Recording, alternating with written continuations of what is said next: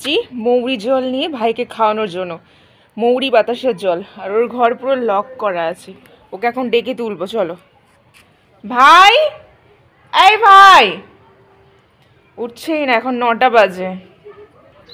ছাদে গাছ লাগিয়েছে, আমি চলে যাচ্ছি কারণ ও এখনো ঘুম থেকে ওঠেনি।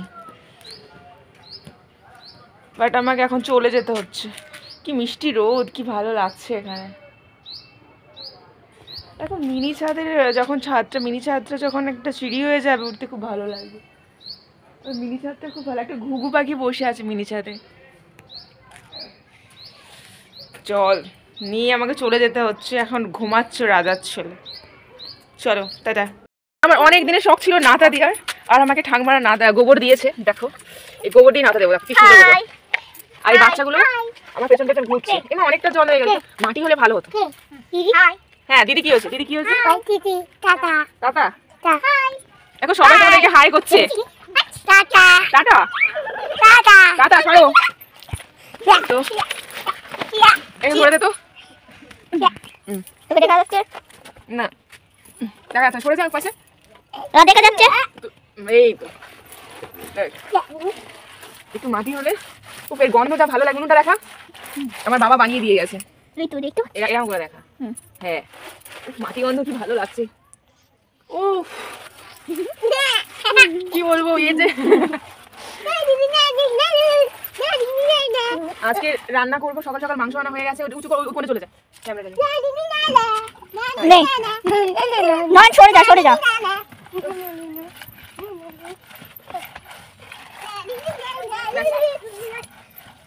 মাটি উনুন।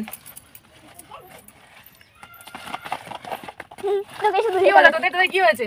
কত দেখো না, আমার পঙ্গপাল, আমার সঙ্গপাল না, সব পঙ্গপাল এসে হাজির। কেন বিকালবেলা ভিডিও করতে যাবো, ঠিক আছে? তুই নাকি আজকে চলে যাবি?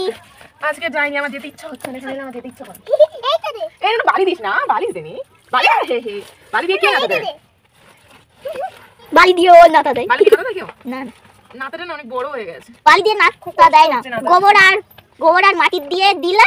এই বালি দিও না, বালি দিছে, বালি বালি না। মান তো খুব জানিস তো, খুব বন্ধ কিছু এডিট করছে। আমি আজ যাবো না বাবা। দেখ তোকে স্পষ্ট দেখা যাচ্ছে, সরে যা। না আমি আজ যাবো না, তুই যা। তো হাতে গোবর দিবি, আমার হাতে গোবর দিয়ে দিবি তাই। কি শান্তি। না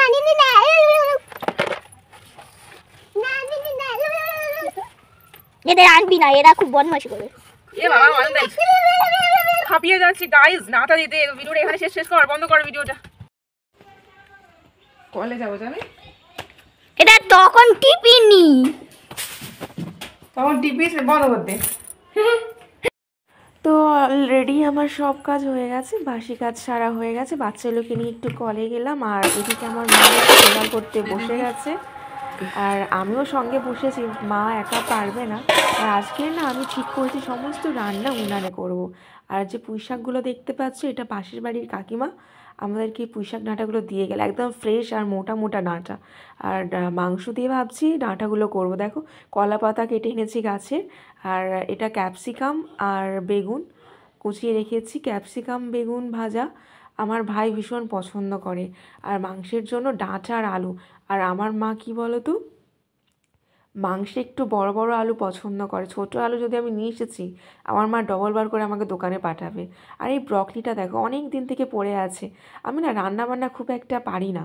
হ্যাঁ, তো ব্রকলি কীভাবে রান্না করতে হয় সত্যি কথা আমি জানি না, যার জন্য পড়ে পড়ে নষ্ট হচ্ছে। আর দেখো, আলু আমি এখন কেটে ফেলবো, কেটে জলের মধ্যে রেখে দেবো। আর বড় বড় আলু, মাংস হলেই আমাদের বাড়িতে বড় বড় আলু দিতেই হবে, না হলে মা রেগে যায়। আর দেখো, উনানে রান্না আমার খুব ভালো লাগে, উনানে রান্না ভীষণ টেস্টি হয়। আর মাকে বললাম, মা উনুনটা ধরিয়ে দাও। আমি উনুন একদমই ধরাতে পারি না, সত্যি কথা।